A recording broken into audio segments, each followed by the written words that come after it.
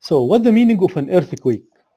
The earthquake is a sudden movement, حركة مفاجئة, or vibration of the ground. So suddenly some people feel that the ground vibrates or the ground shakes. It occurs when large rocks in the crust of the earth or under the crust of the earth suddenly slip because of the overstress or the stresses over the rock. The rock will break, forming a crack. This crack, we call it the faults. And these rocks slip, and when they slip, they produce a big amount of kinetic energy. This kinetic energy is in the form of vibration. And this vibration transfers from a certain place to the other, causing this vibration to the ground, which we call the earthquake. 95% of all the earthquakes occur along the plate boundaries. Most of the earthquakes occur along the plate boundaries. Do you remember when we said there are three kinds of boundaries? The divergent boundary, the transform boundary, and the convergent boundary. So if you look at this map, this is the map of some earthquakes in 1 year. Okay, these are the big earthquakes, not all of them. These are the big earthquakes in a certain year. And if you look, for example, in this area, do you remember what's the name of this area? It's the MOR, the Mid-Ocean Ridge. So the Mid-Ocean Ridge, the line of the Mid-Ocean Ridge has a lot of earthquakes, as you see it here. Also this line, do you remember what was this? So that's called the subduction zone. Subduction zone is when the oceanic plate moves under the continental plate. So the oceanic plate here, it moves under, it goes under the continental plate. And as you see, it's full of earthquakes. The same here also in the transform boundary or the other convergent boundary. Okay, it's full of earthquakes. So if we can trace the earthquakes during the year, we can draw a map for the boundaries of a certain plate. Like this is the African plate. African plate. How do you know that this is African plate? I just followed the locations of the earthquakes around Africa. Okay. So this one, that's called the Nazca plate. The Nazca plate is the plate goes under the South American plate. It goes beneath the South American plate. There is the big one here, this one. This one is called the Pacific plate. And by the way, this line, it has a name. It has a famous name. This line here, until here, they call it Ring of Fire. Ring of Fire. حلقة النار أو حزام النار. Because it's full of volcanoes and earthquakes. So the Ring of Fire is this line around the Pacific Ocean, which is full of earthquakes and volcanoes. Several millions of earthquakes occur every year. But alhamdulillah, majority of them, they have very low amplitude. 97% we cannot feel them because they have very small amplitude or magnitude. Okay, adding to that, most of them also happen inside the ocean. They happen inside the ocean, so we also don't feel most of them. Okay. دكتور Yes. الموجات الزلزالية اللي تكون تحت 5 ريختر ما نحس فيها صح؟ No, we can feel the 5, we can feel the 4, we can feel the 3.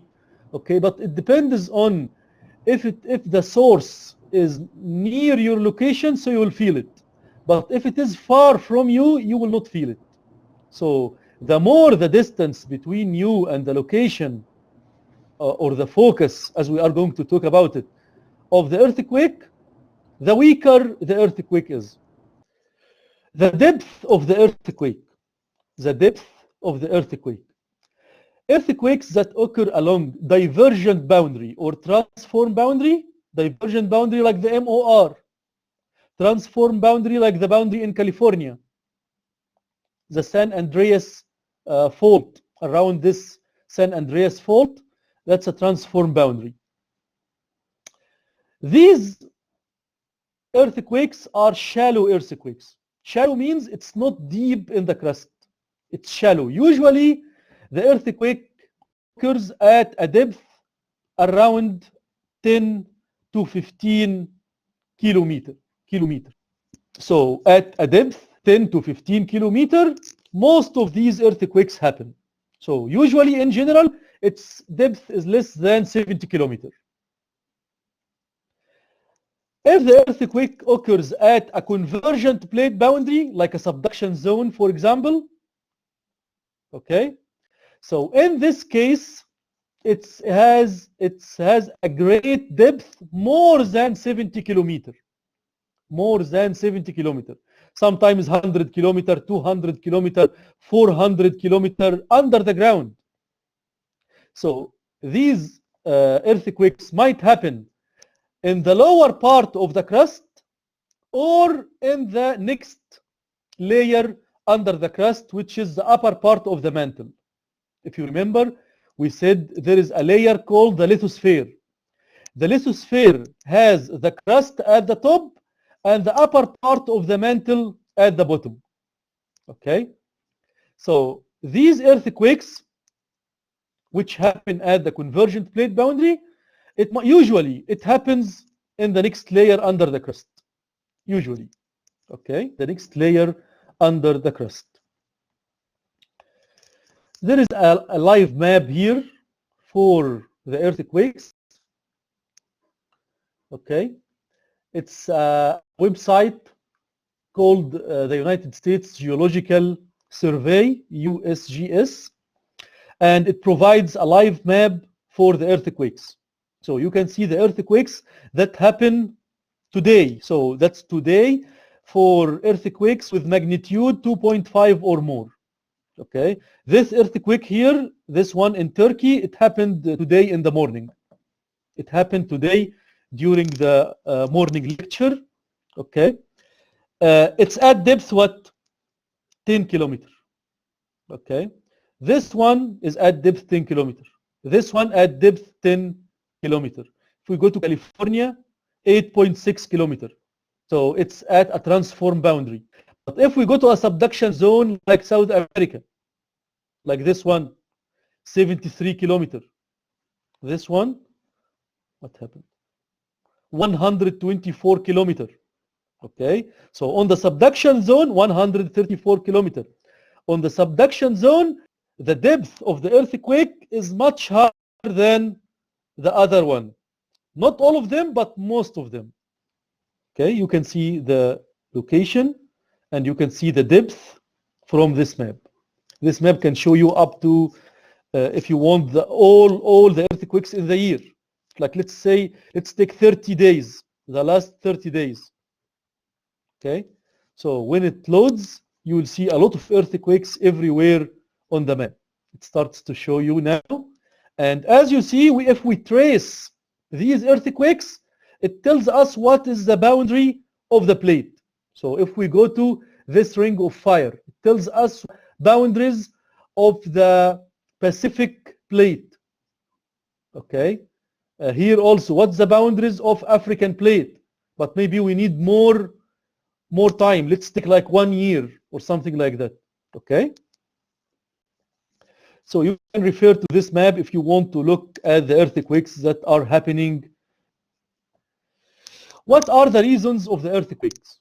Reasons of earthquakes. Inside the earth, if this is the surface of the earth, these are layers.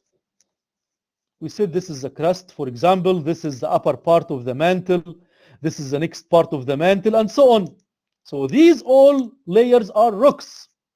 But the rocks at the top, like the rocks of mountains, the rocks of the top part of the crust, like let's say the first 5 kilometers of the crust or the first 3 kilometers of the crust, they are rigid rocks. Rigid rocks. So rigid صلب. But when you go deep in the crust, the rocks in this area, or the rocks in the mantle, or maybe the upper part of the mantle, or the next layer, the asthenosphere, they are elastic rocks. Elastic rocks. So they are not rigid rocks like the normal rocks that we have on the surface of the earth. So the rocks down, they look like elastic rocks. What's the meaning of elastic rocks? صخور مرنة. صخور مرنة. So if we apply some certain force on the rock, like some forces from both sides here, when we apply this kind of force, we call it stress. We apply a stress, إجهاد. In mechanics or in metallurgy, we call it stress. So we apply a stress over the rocks. Okay, you try to compress the rocks. Because the rocks are elastic. And why are they elastic? Because the high temperature and the high pressure. The high temperature and pressure in the deep crust or in the upper part of the mantle, they become a little bit elastic. So some deformation will happen to the rock. Some kind of deformation will happen to the rock like this. When the rock deforms, this is what we call it elastic deformation. Elastic deformation. التشوه المرن. It's similar to what? If you have a ball and you compress the ball will deform. Or if you have a spring and you compress the spring will deform. Okay? And both are elastic objects. So what will happen when they deform? Something that we have studied in physics before. Do you know what's going to happen when the object elastically deforms? It will store kind of potential energy. It stores some kind of potential energy. Even if you compress it or you try to stretch it. If you stretch it, also the same. So it will deform like this, and also it saves potential energy. So the potential energy in the rocks, we call it strain energy. Strain energy. Okay, that's something that you will study in metallurgy if you study engineering, especially mechanical engineering or petroleum engineering and some others. You will study in the metallurgy what is the strain energy and the stress over the objects.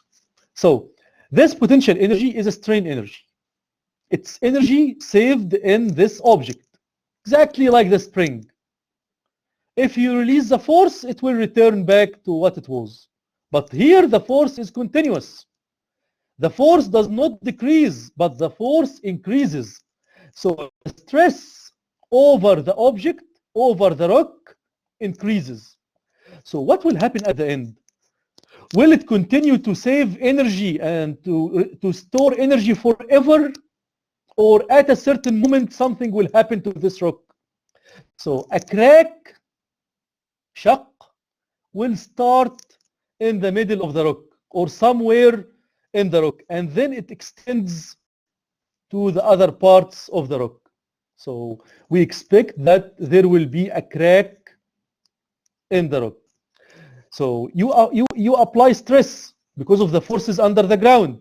Forces are trying to compress or stretch the rocks. So the rocks, they try to handle this stress, but at a certain moment it cannot continue. It must crack at a certain moment. So when the crack starts, the rock slips. تنزلق. The rocks will slip. Slips like what? Let's see. This right part will move like that. And the other part will move like that. So this is how they slip. So part of them moves past to the other. And this issue happens in a moment. Might take a second or maybe less than that. So when this happens, we call it the elastic rebound. The elastic rebound, الارتداد المرن. This elastic rebound releases the stored energy. It releases the stored energy. What was the stored energy? It was a potential energy. We call it strain energy. It's restored as kinetic energy. It's normal. Okay. If there is a stored energy, it will return back to become kinetic energy. This kinetic energy is released as vibration. Vibration, اهتزاز. And this vibration transfers and spread in every direction in form of seismic waves. It spreads in every direction in form of seismic waves. موجات زلزالية. Okay, guys, do you have any question in this part? Huh? Do you understand the cause of the earthquake? So here I'm not talking about a small rock. I'm talking about a huge rock. It extends for several kilometers.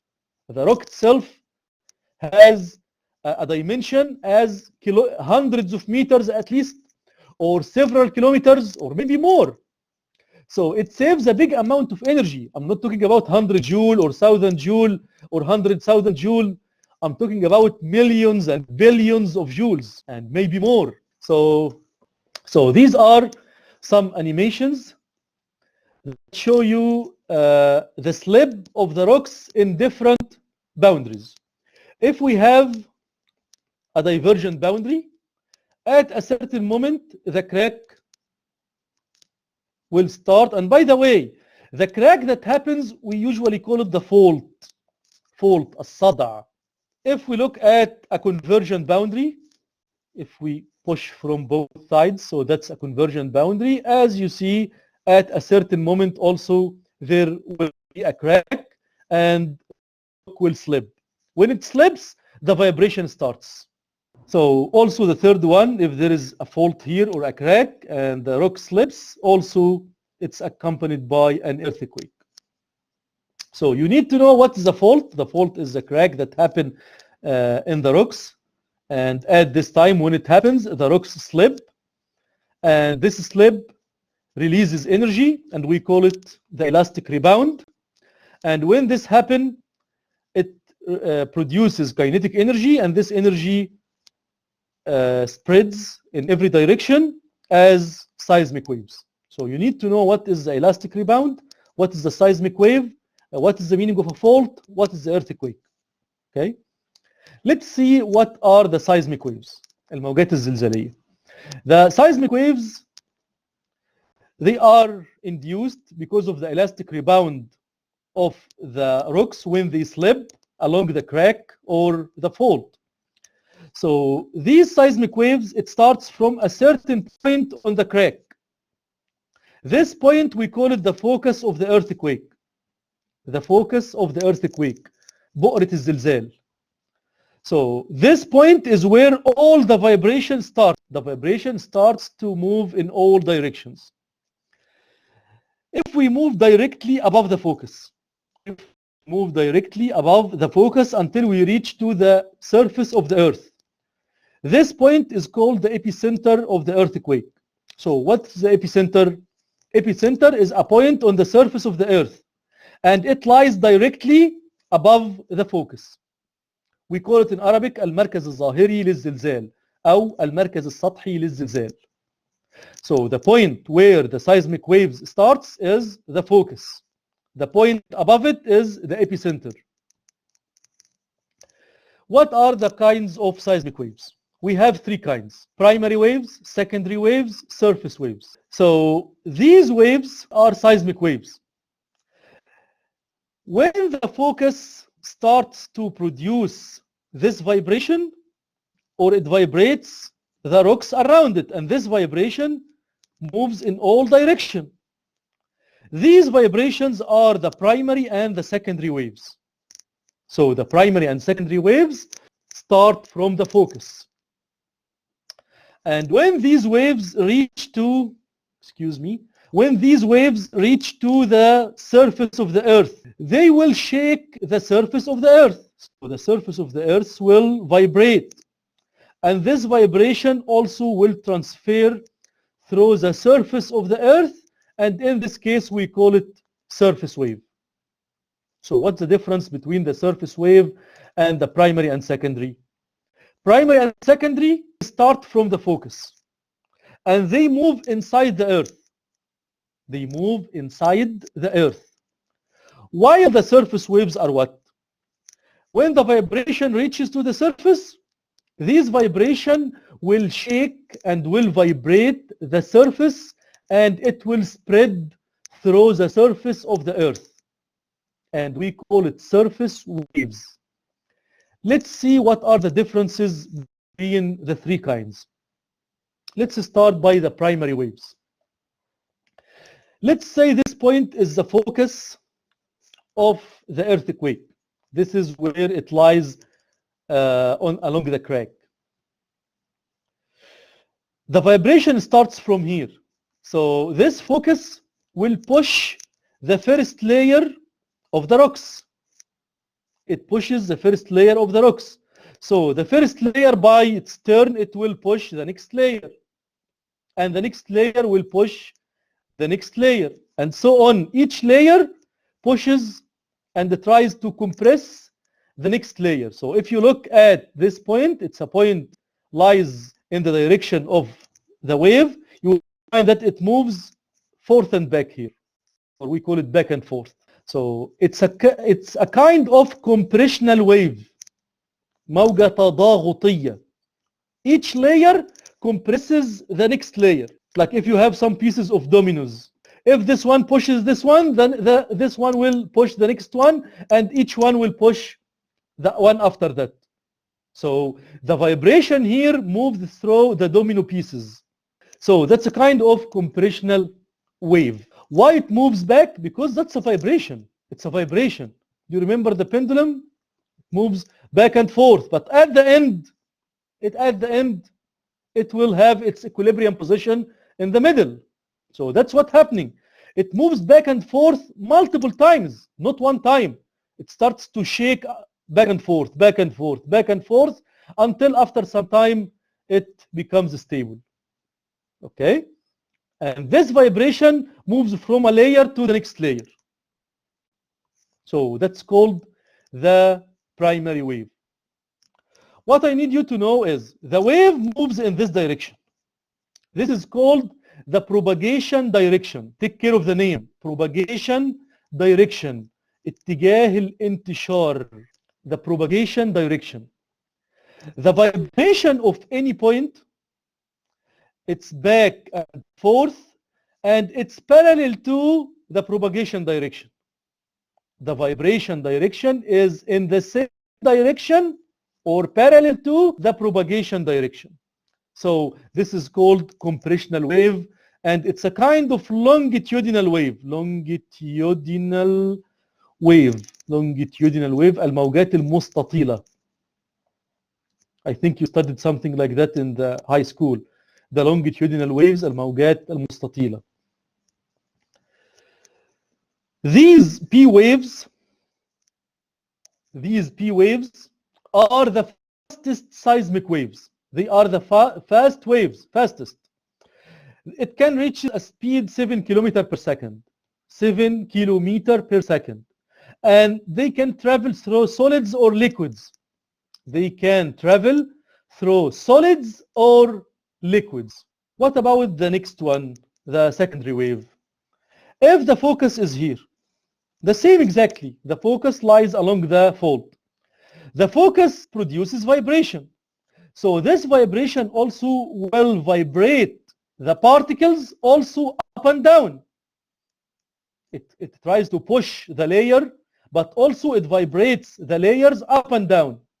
So the layers will move or transfer this vibration to the next layer like this, up and down, up and down, up and down. So it propagates and also it vibrates up and down. Okay? So here the direction of propagation, اتجاه الانتشار is this direction. But what about the direction of vibration? Look at the black dot and you will see the direction of vibration. It will be up and down. Have you seen it? So the direction of vibration is perpendicular to the direction of propagation. Direction of vibration اتجاه الاهتزاز. Direction of vibration. Direction of propagation اتجاه الانتشار. This is where the wave travels. Okay? So it shakes and moves, shakes and moves, shakes and moves. Because it's not moving in a straight line, it's not moving in a straight line like the P wave. The P wave was moving in a straight line. As you see, layer pushes the layer pushes the next layer pushes the next layer, and so on. So the vibration is in the same direction as the wave traveling, as the wave is traveling. So that's why it's very fast. While the S wave, the secondary wave, it needs to shake up and down and then move up and down. So each layer must be shaken up and down and then transfer this shaking to the next layer. Okay? And this transfer is vibration, it transferred through something, we call it in engineering the shear stress. It's because of the friction in between the layers. Okay? So when a layer moves up and down, because of the friction, the other layer or the next layer will move up and down. And by its turn, the next layer will move up and down. So that's because of the attraction forces between the layers, the huge friction between the layers. So it can move through the layers. While the P wave, it's just push, push. So there is a difference between the motion of the P wave and the motion of the S wave. Both of them start from the focus, and both of them start together. But because they have different mechanism, the mechanism of motion of the P wave is different from the mechanism of motion of the S wave. S wave has to move up and down, up and down, up and down. That's why it moves slower than the P wave. So the S wave is slower than the P wave. The S wave is a kind of a transverse wave. Transverse wave is like the wave in the rope or in a string. Okay? Up and down, that's like a wave in a certain string. So the S wave is slower than the P wave. What else? The S wave can move through solids only. Solids only. It cannot move through liquid. Do you know why? We said it while we are discussing the motion of the wave. What about the liquid particles? If we consider these as layers, each layer in front of the other, each layer in front of the other. When this layer moves up and down, because of the friction and the attraction forces, the next layer also will move up and down. And because of friction and attraction forces between the particles, it will move up and down, up and down, up and down. But in the liquid, what about the friction in the liquid? It's almost very low. In the liquid, there is no friction, or the friction is very low. Okay? So the layers, the attraction forces between the layers of the liquid is very small force. So that's why this kind of vibration cannot move inside the liquid for a long time. The first one will vibrate, the second one will vibrate a little, the third one will vibrate a little, the fourth one will not vibrate at all, and so on. So it dies, or we call it damps. It damps, تضمحل أو تختفي أو تتضاءل.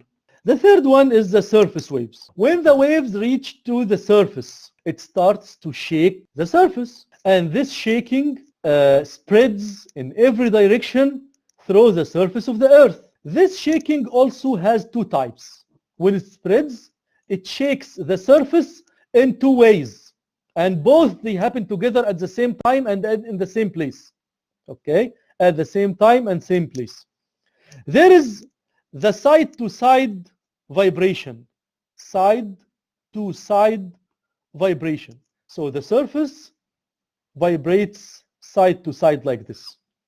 So if you look at the black point here, you will see that it moves side to side. Can you see that? So this is the first part of the surface wave, side to side. Also, when the wave moves, it tries to shake the surface up and down in a rolling motion like the ocean waves. If you have experienced it before, to go to the beach and stand in the water like this, if you go to Jeddah or go to Dammam or Khobar, and if you stand in the water, if there is a wave coming, when a wave comes, it takes you up and down and pushes you a little bit backward. Okay? So this is what's happening to the surface also. There are some up and down rolling motion that happen to the surface and moves from a certain part to the other. That's called the up and down rolling motion. So the surface wave has two components, the side to side and the rolling motion, or the up to down rolling motion. The seismologist who discovered the up and down rolling motion was Rayleigh. So it's named after him, Rayleigh wave. He was a seismologist, Alim Zalazil. Other one, the side to side, it was discovered by Love. That's the name. That's a name of the scientist or the seismologist. So we can call it Love wave. Okay. So we have the side to side and the rolling, up and down rolling. So which part of them causes most of the destruction? Which part causes most of the destruction? The side to side. The side to side causes most of the destruction to the buildings and to the power lines and bridges and all of that. The earthquake measurement. We have a device called the seismograph. This seismograph senses the vibration and gives us a chart that has the vibration of the earthquake. So if we have an earthquake happens at point A, and there is a station here, seismic station, that has this device. We said the waves move through the earth and on the surface. Which wave will reach first to the station? The P wave or the S wave or the surface wave? The P wave, because it's the fastest. So it will draw the P wave. Then after some time, the S wave will come after that. Then after some time, the surface wave will come after that. Okay? So the P wave is the fastest. Then the S wave after that, then the surface wave comes after them. Okay? How to determine the magnitude of the earthquake? We have two scales. Richter scale, مقياس Richter. They take, after they measure the amplitude or the magnitude of the earthquake, they take the logarithm of this number. They take the log of 10 to this number and put it on a scale. So if it is 100, the log scale is 2. If it is 1,000, log scale is 3. If it is 1,000,000, it will be 6, and so on. I think you have studied the logarithm before. So we have a scale starting from above 0 up to, I think, 10. Okay? So, for example, there are 3 million earthquakes below 2. So 1.3 million earthquakes below 3, and they are potentially felt. 130,000 below 4, it's felt by some people. 13,000 earthquakes below 5, and it's felt by most of people. Okay, around 1,000 or more every year are damaging. That's below 6, and so on. If it is above 8, it will inflict major damage. And there are around 17 earthquakes, but not all of them happen in cities. Okay, maybe some of them might happen in an ocean or at a certain island or away from the communities. So this is Richter scale. So in the news, when you hear about, if you hear about an earthquake, they tell you the magnitude in Richter scale. But when they discuss the consequences of the earthquake, we need to talk about Mercalli scale. Mercalli scale are 12 levels. They tell you about the consequences and the effects of each earthquake. So for example, number 9 here. There will be, if it is 9 on Mercalli scale, there will be a general panic, great damage of the buildings. Some houses thrown off foundations, الأساسات. The underground pipes broken, the water pipes and the gas pipes, the stores might suffer some break or like that. Serious ground cracks, there will be cracks in the ground. So Mercalli scale takes into account many things other than the magnitude. It takes into account the magnitude, the place of the earthquake, the time of the earthquake, the community that live near the earthquake, and so on. To sense the earthquakes, there are some seismic stations, and they are distributed all over the world. Okay, there is a network called the Global Seismographic Network that have sensors, and they are distributed in the continents, in the oceans, and they are communicating through satellites and internet. One of them lies here in Saudi Arabia. So if you look at the map, one station or one sensor here in the middle of Saudi Arabia. How to locate the epicenter of the earthquake? To locate the epicenter of the earthquake, we need 3 stations. We need 3 stations at least. Each station will sense the vibration. So they will make a chart, the P wave first, and after some silence, the S wave, and after that, the surface wave. Between the P wave and the S wave, the time is called the lag time, وقت التأخير. The more the distance between the epicenter and the station, the more the lag time. So let's say the lag time is 6 minutes. They take this chart and go to another chart that has a relation between the distance from the epicenter in kilometer and the lag time in minutes. Of course, this is an old method. This is an old method that they used to use it hundreds of years ago. But now everything is computerized and they give you live results. The results at the time of the earthquake. That's why we can see earthquakes maybe few seconds after it happened. We can see it on the map as I show you like minutes ago. So they take it here and they lie this chart on the graph and they measure 6 minutes. So 6 minutes between those 2 points, they see the corresponding distance, around 4,500 kilometers. So the station, let's say it's station 3, will say, okay, the distance between us and the earthquake is 4,500. But in which direction? Maybe this direction, maybe this one, maybe this one, maybe this one, maybe this one. We don't know. So we will draw a circle with a radius 4,500 around our place. Okay? Then the next station will do something similar. Station number 2 will measure the lag time. So let's say they will measure 4 minutes. They will go to the chart and they will search for 4 minutes. This is 4 minutes. 1, 2, 3, 4. Okay? Then they will look at the corresponding distance. 2,500 kilometers, for example. So they will say also the earthquake is somewhere around us at a distance 2,500. So we will draw a circle with a radius 2,500. So now it's better than before because we have 2 circles intersect in 2 points. So it's either point A or point B. So we need another station to ensure the location. So the third station will measure the lag time. Let's say they will measure 2 minutes. Or let's say 1 minute. 1 minute. They will go to the 1 minute here. This is the 1 minute. And they will measure the distance 500 kilometers.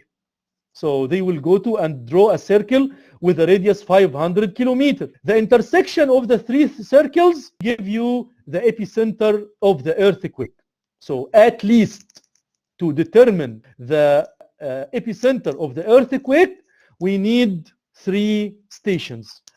Building safe structure against the earthquakes. Of course, in Saudi Arabia, in Egypt, usually in the Arab countries, we don't have safe structure against the earthquakes because we don't have earthquakes. But in Japan, they have to take care. In Indonesia, in Philippines, in California, they have to take care of these issues because they have daily earthquakes. They change the foundation, al-asasat, of the building. They put sometimes rubber base in the foundation. قواعد مطاطية. Why do you think they put rubber base? So it can, that's right, it can absorb the vibration without causing any harm to the building. Number 2, we can use rollers, عجلات. We can use rollers under the building. So when we use rollers under the foundation of the building, what will happen? The building as one unit, it will slide to the right and to the left. So this will not harm the building. Okay, but look at this one, for example. This is an ordinary building, one that we have in our countries. Look at the joints between the poles and the slabs. بين الأعمدة والأسطح. These joints are affected greatly at a certain time. If you look deeply to these joints, you will find that it might break. Okay, and this is a problem with the earthquake. It breaks the joints between the poles and the slabs of the building and causes the destruction of the building. So using rollers, we can overcome this problem. I give you here 2 links for some videos. It shows you more details about safe structures against the earthquakes. So that's everything today. Thanks for attending this lecture. And if you have a question, please go ahead and ask.